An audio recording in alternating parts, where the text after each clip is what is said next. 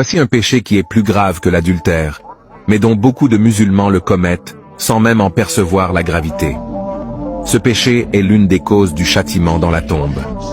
Avant de continuer la vidéo, je vous demanderai de la partager avec d'autres personnes afin de leur rappeler ce message.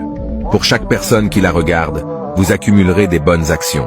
Selon Yahya ibn Siyaba, qu'Allah l'agrée, le prophète, que la paix et la bénédiction d'Allah soient sur lui, est passé près d'une tombe où le défunt était châtié, et il a dit, « Certes, celui-ci mangeait la chair des gens, c'est-à-dire qu'il pratiquait la médisance. » Ensuite, il a demandé qu'on lui apporte une branche fraîche qu'il a posée sur la tombe en disant, « Peut-être que son châtiment sera allégé tant que cette branche sera fraîche. » Savez-vous ce qu'est la médisance?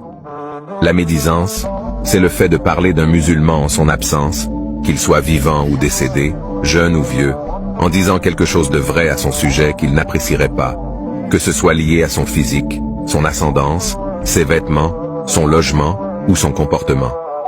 La calomnie, c'est parler d'un musulman en disant des choses fausses à son sujet.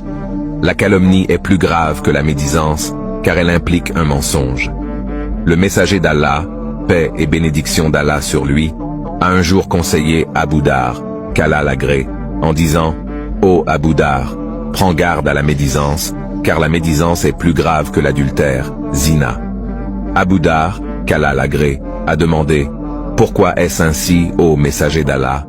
Il, paix et bénédiction d'Allah sur lui, a répondu « Parce que lorsque quelqu'un commet un adultère et se repent envers Dieu, Dieu accepte sa repentance.